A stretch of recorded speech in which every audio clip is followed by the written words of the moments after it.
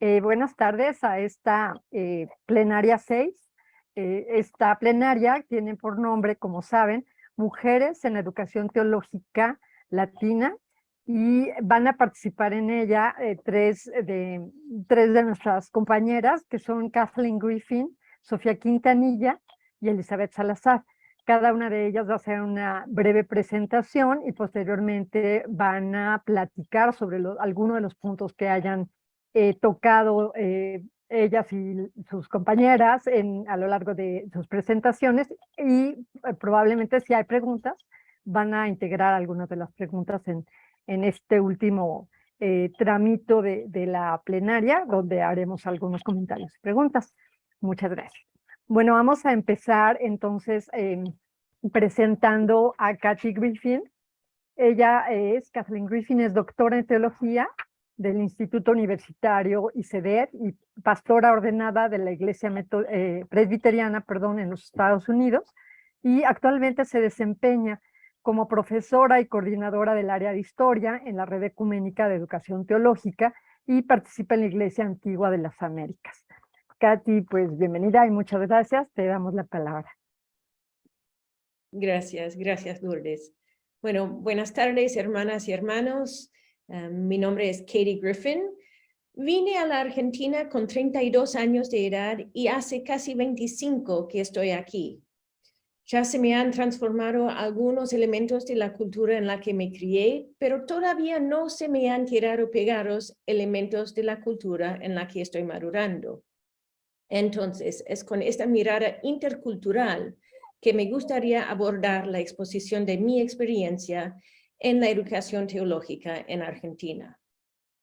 Y propongo que la institución que más se debe analizar para facilitar la entrada de mujeres jóvenes y personas de la diversidad sexogenérica en los estudios teológicos es la familia.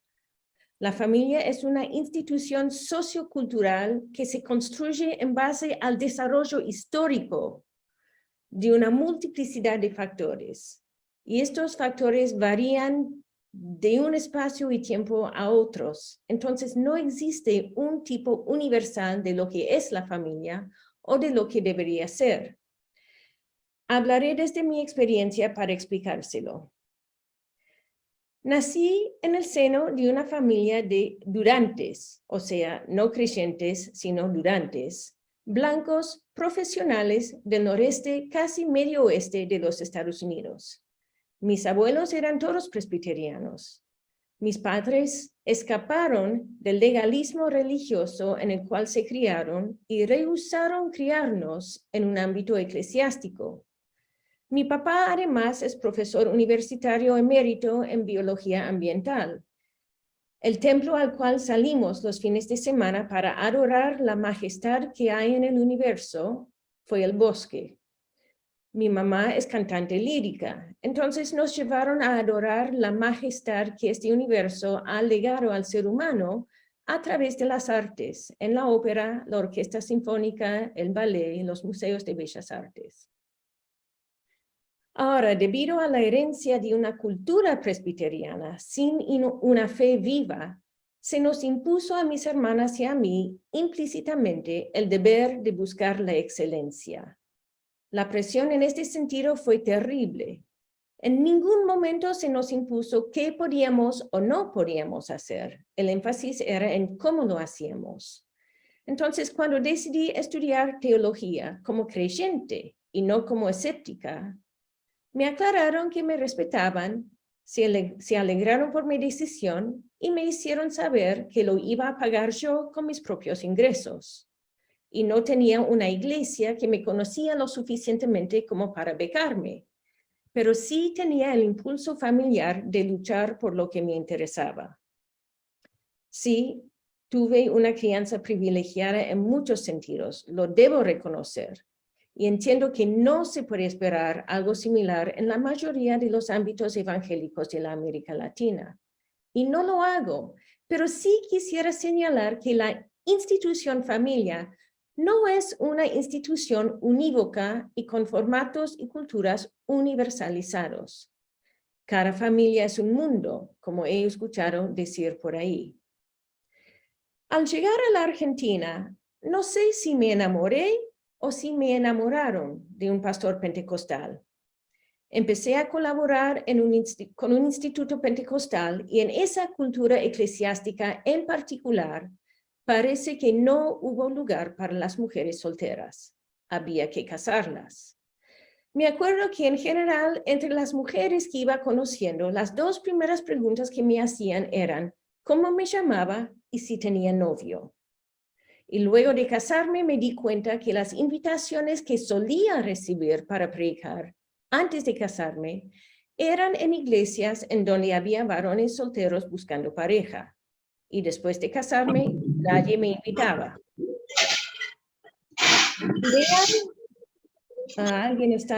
Alguien tiene un micrófono abierto, me parece.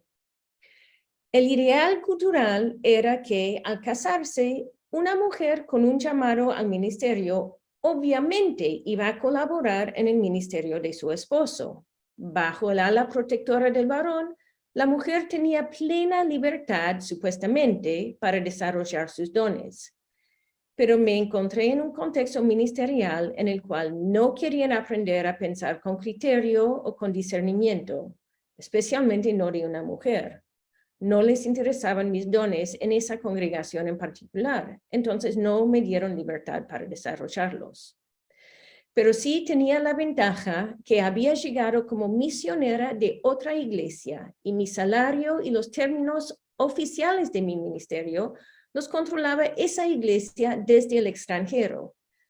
Por tener un salario en dólares, era mi salario el que sostenía la economía de nuestro hogar y eran mis diezmos los que sostenían una buena parte de la economía de la iglesia local.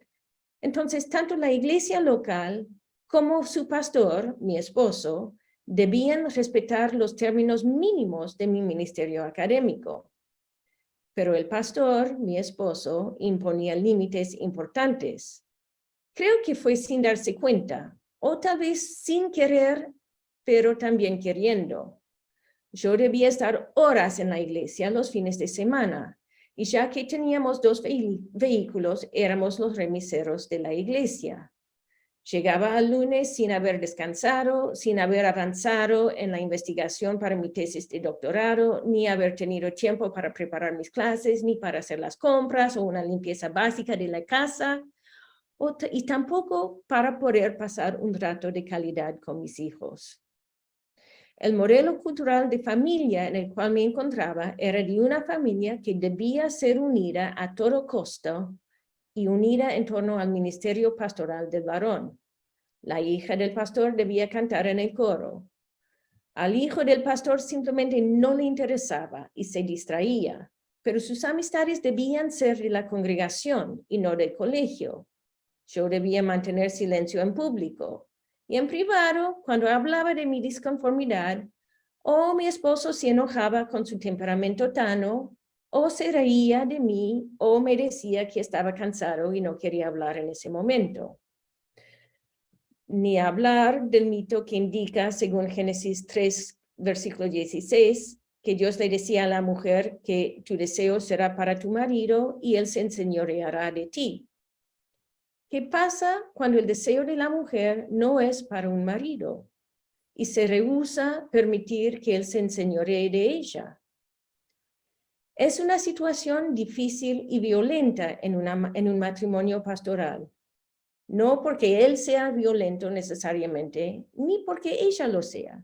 La situación misma provoca violencia. Conozco otras historias de personas que no entraban en el ideario neoplatónico de lo que debería ser una familia consagrada pastoral. Cuando eran jóvenes de tan solo 13 años, debían ya tener una novia de la congregación.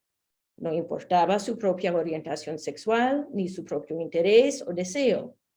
Los hijos y las hijas en las familias pastorales debían proveer un ejemplo de lo que supuestamente era correcto, un solo paradigma de la familia supuestamente tradicional, algo que casi no existe.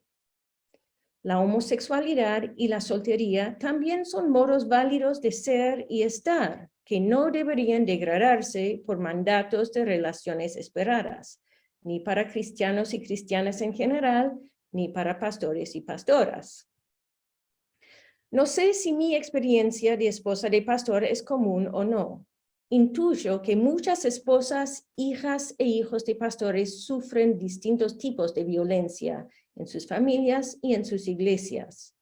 Lo que me parece importante entonces, para facilitar los estudios teológicos a las mujeres creyentes y a las personas creyentes de la diversidad sexogenérica, es que las instituciones de educación teológica empiecen a proveer espacios curriculares y extracurriculares para deconstruir los mitos en torno al paradigma supuestamente ideal de la familia pastoral evangélica. El estudio de los más de 50 modos de ser familia expresados en la Biblia, el estudio histórico de la institución familiar, las teorías queer de las sexualidades, los aportes de las ciencias sociales y humanas en torno a la familia son herramientas invaluables. Con ellas se podrá ir abriendo espacios para nuevas maneras de construir familias que permitan a sus miembros, todos, todas y todes, la libertad de creer o de dudar, de buscar nuevas maneras de vivir sus compromisos con la familia, con la congregación, con la divinidad, u optar por otros caminos libremente. El creer y el dudar se dan en múltiples maneras, y la divinidad se relaciona con cada persona de manera tan particular que recetas sobre creencia o espiritualidad son imposiciones coloniales, tal como lo son las recetas sobre cómo ser familia. El rol de la docencia y de la investigación en las casas de estudio es fundamental para ayudar a nuevas generaciones de pastoras y pastores, de teólogas y teólogos, a repensarse a sí mismas y a sus familias a la luz de Jesucristo con la inspiración de la divina Ruaj. Gracias. Muchas gracias, Kathleen. Muchas gracias.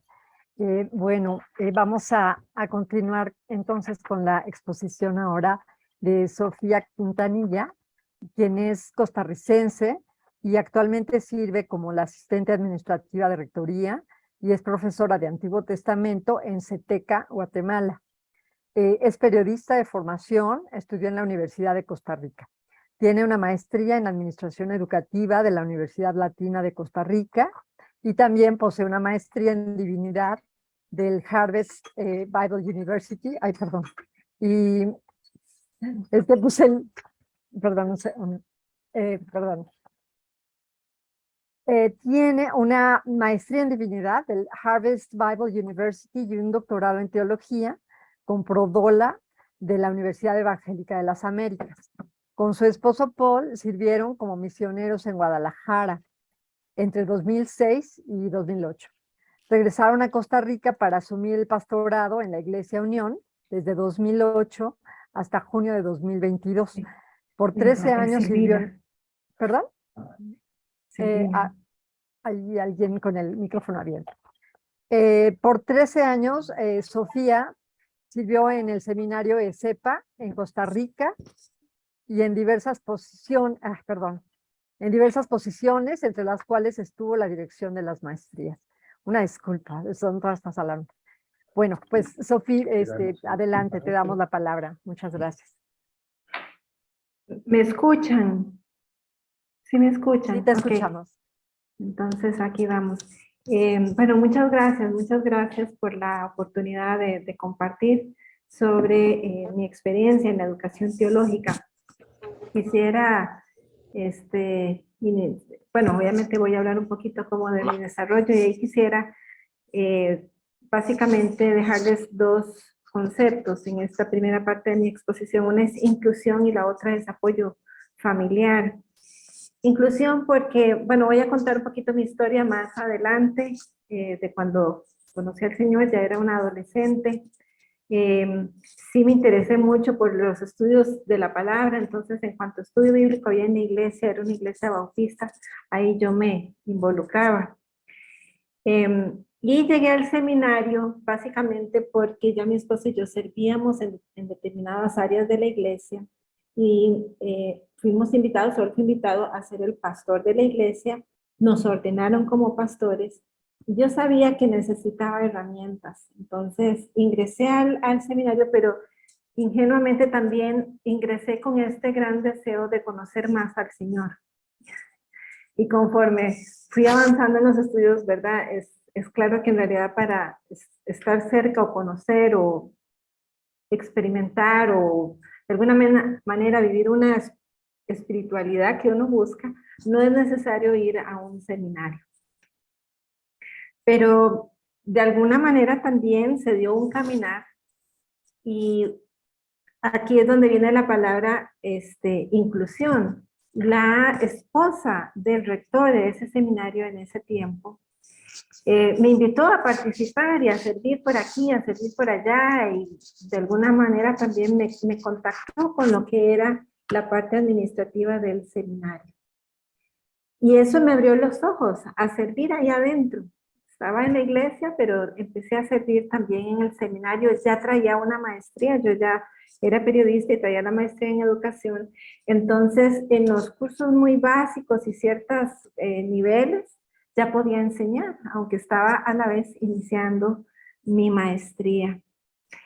Y esa inclusión fue genérica. Ella tal vez fue la primera en invitarme, pero también otras personas, de repente en otros, para actividades o así, me hacían sentir bienvenida a servir. Y creo que eso me permitió darme cuenta que había un caminar en el desarrollo teológico en el que yo podía participar.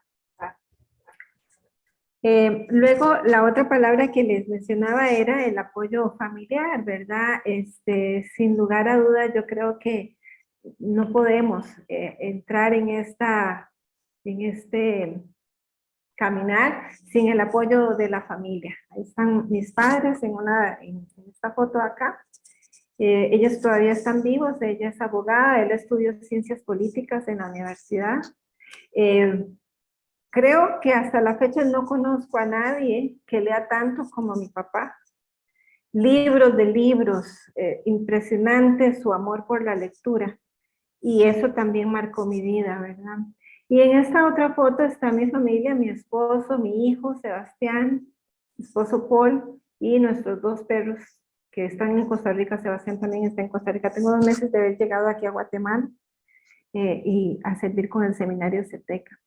Y sin el apoyo de ellos, mi esposo a lo largo de los años no hubiera podido llegar hasta donde estoy. Creo que todavía nosotras necesitamos red y casadas o no, el apoyo de otros y el poder recibir esa fuerza. Muchas veces esas palabras de ánimo, por lo menos en mi caso, han marcado una diferencia. Luego, en la segunda parte de mi exposición quisiera mencionar 2 palabras, o 2 conceptos. Una es reconocer y la otra es ignorar. En este caminar es importante reconocer que hay un llamado de Dios para uno y que Él nos ha llamado a ser una voz profética, una voz que habla, que anuncia. Voy a decir una voz apostólica, no en el sentido tal vez que a veces se usa hoy en día, pero en el sentido de los evangelios y cómo las mujeres fueron enviadas ese domingo de resurrección a anunciar las buenas nuevas de la resurrección de Jesús. Entonces, sí, es importante reconocer que Dios me ha llamado a enseñar, a hablar, a predicar, y de ahí viene entonces el otro concepto, ignorar. Hay unas voces que hay que ignorar, y es la voz que nos quiere silenciar, la voz que nos quiere robar dignidad, la voz que, ¿verdad?, viene tal vez de ciertos sectores, a veces fundamentalistas, a veces muy tradicionales, que tienen su interpretación de la escritura y no ven en la escritura el que hay una equidad, el que hay una igualdad. Y en ese ignorar nos toca caminar muy de frente y muy centradas con los ojos en el Señor para que eso no no nos robe, ¿verdad?, de los pasos que hay que dar. Soy pastora ordenada también de mi iglesia, les comenté, y conforme yo me involucré bastante más en el seminario, porque así lo estaba escogiendo y porque así quería y desarrollarme como profesora en la docencia, obviamente tuve que decir no a muchas actividades de iglesia. Y eso representó para algunas personas una decepción, ¿verdad? Ellos tenían su molde en la iglesia de lo que es una esposa de pastor y me hicieron saber muy claramente que me había equivocado y otra vez es ignorar esas voces y levantar mi propia voz y decir, no, esto es lo que yo estoy escogiendo y esto es lo que yo creo que Dios me está llamando. Y bueno, espero que usted encuentre la mamá que necesita en el Señor, porque a veces eso es lo que andan buscando en la esposa del pastor, una mamá. Y uno debe tener claro hasta dónde llega nuestro rol como madres y padres en la fe en una comunidad cristiana. Por último, quisiera hablar de dos conceptos más, y es diversidad y unidad. Nuestras aulas están llenas de diversidad y de unidad, ¿verdad? Bueno, esta es mi foto de Zoom de cuando defendí la disertación, mera pandemia. Y ahorita voy a regresar a esta foto.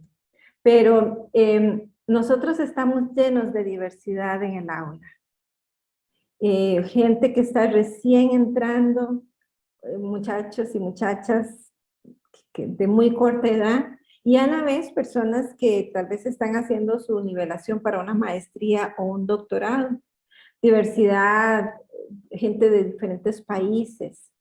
Y dentro de esa diversidad, hermanos y hermanas, tenemos muchas mamás que están tratando de hacer ahí sus estudios. Y cuando usted y yo tengamos una mamá en el aula, eso significa muy posiblemente que tenemos niños y niñas en el aula. Y hay que considerar eso, ¿verdad?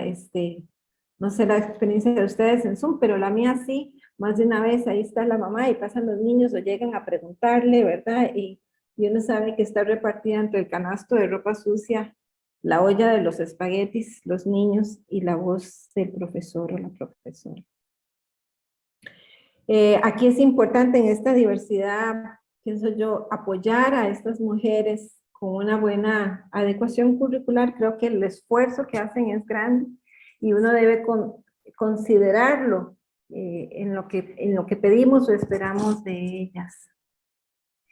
Pienso que en esas condiciones de equidad es importante también pelear frontalmente contra la invisibilización de la mujer. Y esto significa que nuestros ejemplos en clase, nuestra teología, considere a las mujeres que están en el texto bíblico. Soy profesora de hebreo y los cursos de gramática y nuestros textos son bien machistas, ¿verdad? Porque son poquitos los ejemplos que traen de mujeres. Por poner tan solo una materia, pero es un rango donde tenemos que luchar frontalmente contra eso, ¿verdad? Entonces, muy intencionalmente busco las conjugaciones femeninas, dónde está Ruth en el texto, dónde está Débora, los verbos que están ahí. Es gramática, estoy enseñando un idioma, pero tengo que aprovechar todos los espacios para que las mujeres se sientan identificadas y para que ellas se encuentren ahí en el texto y para que podamos con ejemplos expresar lo que es equidad y lo que es compartir juntos en el ministerio. Les mencioné que quería regresar por último a la foto de mi disertación. Quisiera mencionar rápidamente este Sadrach aquí en el centro. Algunos de ustedes lo conocen, Sadrach Mesa. Él fue mi tutor de tesis doctoral. Creo que él me enseñó algo importante, entre muchas cosas que me enseñó, pero me enseñó que mi voz valía. Yo pienso que él hizo un esfuerzo siempre muy intencional de validarme y de validarme, formarme de que esa opinión mía o mi criterio teológico era importante. Y hoy en día le doy gracias a Dios por él y por ese esfuerzo que recuerdo más de una vez en las discusiones ¿verdad? De los borradores y el que yo tenía que sostener qué pensaba y en la forma en que me lo preguntaba y me validaba mi opinión. Pero aprendí que a la mujer hay que a veces afirmarla. Y eso trato de dárselo yo a mis estudiantes mujeres, afirmarla en lo que piensa, afirmarla en su opinión, afirmarla en su identidad. Y eso es algo que como cuerpo de Cristo todavía es una etapa que necesitamos vivir porque la sociedad nos ha restado. Nuestra cultura patriarcal nos ha restado y nosotros tenemos que sumar y no restar. Muchas gracias. Muchas gracias, Sofía. Muchas gracias. Sí, pues fuiste muy exacta con el tiempo. Muchas gracias. Bueno, pues ahora vamos a darle la palabra a Elizabeth Salazar. Ella es licenciada en Teología por la Comunidad Teológica de Chile y doctora en Ciencias de la Religión, con mención en Teología e Historia por la Universidad Metodista de San Pablo en Brasil. Se desempeña como docente de Teología Sistemática e Historia de la Facultad Evangélica de Teología en la Universidad Miguel de Cervantes en Santiago de Chile. Ha trabajado en comisiones teológicas ecuménicas y de diálogo interreligioso nacionales e internacionales y cuenta con más de 30 años de experiencia docente y producción teológica en español, portugués e inglés. Actualmente es una de las asesoras de la Oficina Nacional de Asuntos Religiosos de su país. Muchas gracias, Elizabeth. Te damos la palabra y muchas gracias. Bueno, hay ahí un detalle, soy de la comunidad teológica, trabajé, ahora ya no lo hago en la Universidad Cervantes, estoy en Semisud, FIET y otros espacios, pero es lo de menos. Muchas gracias por la presentación, gracias a Kathleen, Sofía, interesante, estaba pensando, ellas vienen de un mundo de académicos, ¿no? De sus padres estudiosos, y en el caso mío no. Mi padre aprendió a leer en la Biblia y mi madre fue una mujer extremadamente, yo diría feminista, sin hacer anacronismo, pero que tenía una visión de la vida que me traspasó y ha marcado mucho mi peregrinaje. Así que es muy interesante que estemos las tres aquí porque hay algo en común. Como me pidieron esto, y fíjate, sin ponerme de acuerdo con ustedes, también quiero dar mi testimonio y así plantear lo pasado para entender el presente y construir nuestro futuro.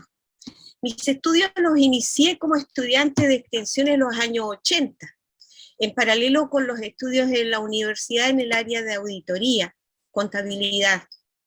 Provengo de una iglesia pentecostal, tradicional, formal, criolla, de raíces huelleyanas, una iglesia que bautiza niños, que no se aplaude, que es como la cuáquera más o menos. Y que los estudios teológicos eran extremadamente mal vistos, la crítica era feroz. Soy la quinta de la familia de hijos e hijas y entre ellos tenía una hermana mayor que era mi única hermana inclinada a la fe de mis padres, pentecostal, pero que se fue a estudiar a un seminario conservador fundamentalista de la Alianza Cristiana y Misionera, en que iba a estudiar educación cristiana y misionera. En cambio, yo era más inquieta, no me gustaba la línea fundamentalista sin saber explicar mucho lo que eso era, pero no me sonaba y no me incorporaba en mi espiritualidad. Estando en la universidad me acerqué al grupo bíblico universitario del GBU, donde participaban algunos de mis amigos de la iglesia, buscando estudiar teología, o mejor dicho la Biblia. Me encontré con la posibilidad de cursos de extensión. Así como media escondida me puse a estudiar en la comunidad teológica evangélica de mi ciudad completamente sola, no tenía ningún referente. Todo esto muy transgresor. Ya había leído algo de la teología protestante, Mi padre era un buen lector y llegó a mis manos un librito de un metodista argentino que se llamaba La fe en busca de eficacia. Pero me encantó, me enamoré a primera vista. Luego sería mi gran profesor José Miguel Bonino, y esto lo empecé muy tímidamente con un curso básico pastoral en la comunidad teológica, y finalmente fui invitada a un bachillerato superior en la capital, en Santiago. Yo soy del sur, aquí en Concepción.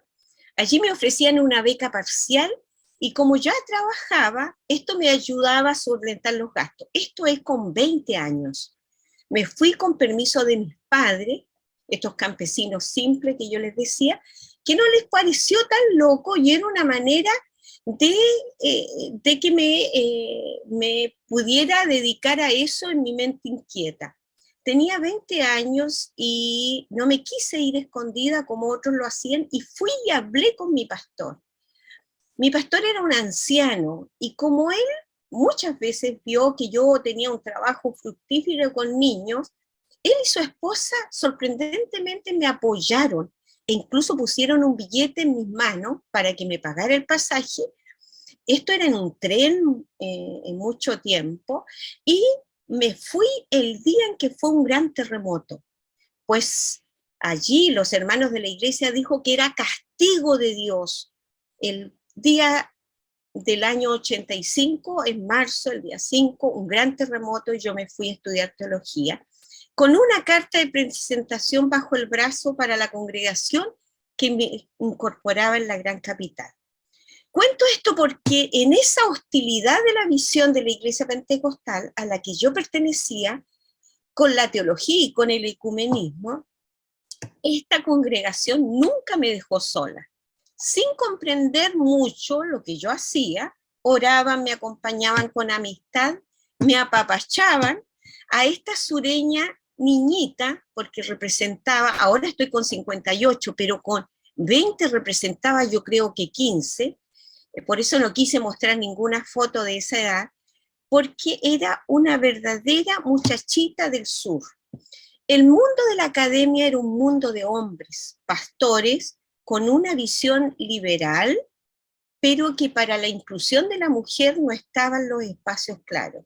Tenía compañeras en mi grupo, en los cursos superiores, la mayoría se casaba con compañeros, por lo que sus ministerios quedaban truncados no por ella, ni siquiera por sus compañeros, sino que la forma que se establecía del ministerio era como decía Sofía, ella quedaba en segundo plano, o como Catherine bien lo manifestó. Con el tiempo, varias de ellas supieron hacer valer sus pastorados, liderazgo, carreras académicas, pero era muy patriarcal. No había mujeres docentes como sucedió en toda América Latina. Mujeres eran docentes de inglés, comunicaciones, español, música. Había mujeres en la biblioteca, en la administración y en el aseo. Me acuerdo que la primera mujer que yo vi, media diferente, era una ortodoxa, una judía que nos enseñó hebreo y luego una ortodoxa. Teología en boca de mujer escuché a Dorothy Soller, Elizabeth Molman, leyéndola. En mi segundo año conozco a Mary Hans, que me abrió la mente. Betty Salomón, una chilena casada con un profesor, Flor Rodríguez, que era una pastora metodista. El Centro Ecuménico de Medellín se constituyó para mí en una puerta en que abrió mis ojos. Ofelia Ortega viene a visitar Chile, que es cubana, que trabajaba en el Consejo Mundial, y ella empieza a incentivarme a leer. Leía El Satame, Dagoberto Ramírez, un profesor que falleció, me dio mucha literatura. El 88 voy a San Leopoldo, Brasil, a estudiar en intercambio, y allí se escuchaba a Wanda Deifel, que no estaba en ese momento. No había ningún profesor, solo había una profesora Edla que enseñaba educación, pero mis compañeras eran una sabiduría que destilaban, ellas entusiasmo y deseo de cambiar las cosas. Volví a Chile con nuevos insumos, con un proceso en Chile que había mucha esperanza, había terminado la dictadura. Mi hermana, que había estudiado con los aliancitas, se había ido a ICEDET, me proveía el libro, y toda esa base, con un gran profesor, me fui levantando alas para poder estudiar.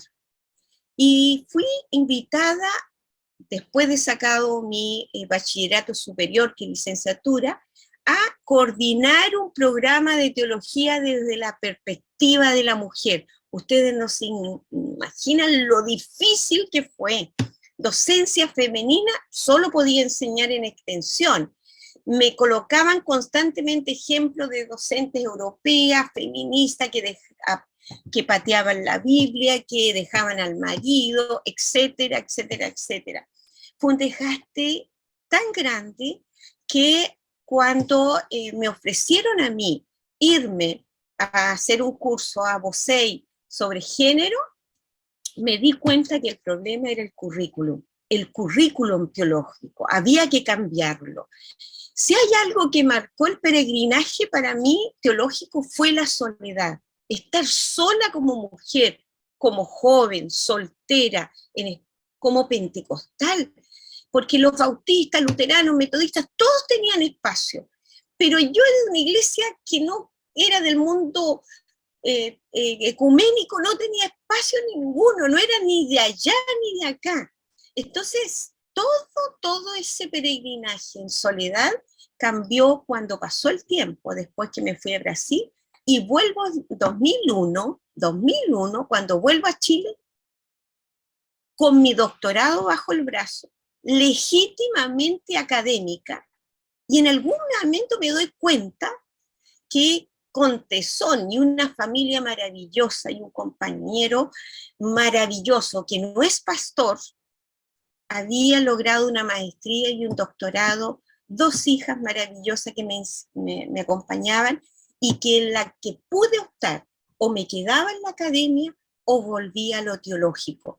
La pasión al servicio de Dios, el llamado a las mujeres, esa porfía me hizo volver a trabajar. Ya habían otros y otras que habían logrado posgrado y todo. Saben que no es por falta de mujeres para la docencia, habían, simplemente no las invitaba. La soledad experimentada en mis primeros pasos se transformó en la base de acompañar, incentivar, abrir espacio, abrir procesos de cambio curriculares, sobreapreciar el compañerismo de mis colegas. Yo amo a mis colegas que estuvieron conmigo, buscando la fraternidad, sororidad con otras mujeres, etc. Es decir, ¿cómo le llamemos? Teología feminista, teología de justicia de género, teología desde la mujer, para la mujer, con la mujer. Todo me servía para poder lograr romper la soledad con que las mujeres peregrinamos en la teología. Mujeres blancas, negras, indígenas, pobres, con discapacidad, sin, todas en esa diversidad tenemos algo en común. Debemos romper con los procesos patriarcales que han trabajado nuestra teología en los diversos seminarios. Hoy la teología es una trenza que se debe hacer con fe, esperanza y amor. ¿Se hace con la diversidad de identidades de familiares de fe? Sí. ¿Con tradiciones? Sí. ¿Con la diversidad de sujetos? Sí. Conocí teologías negras, indígenas, de personas con discapacidades distintas, niñas, todas son parte de mi corazón. ¿Por qué? Porque todas parte de la... 2 minutos, Eli. 2 minutos más. Justamente tengo la última línea. Se parecen esas teologías a mí y yo a ellas. Son mis teologías en diversidad, teología de los nuevos sujetos que nos exigen descolonizarnos en nuestro quehacer teológico, en nuestros modelos teológicos curriculares, metodologías en nuestras aulas. Nosotros, nosotras debemos hoy día empezar a hacer teología reconociendo cómo hemos sido parte de procesos nefastos, pero también procesos liberadores en nuestra América Latina. Todo eso está escrito, lo escribí desde el corazón. Muchas gracias.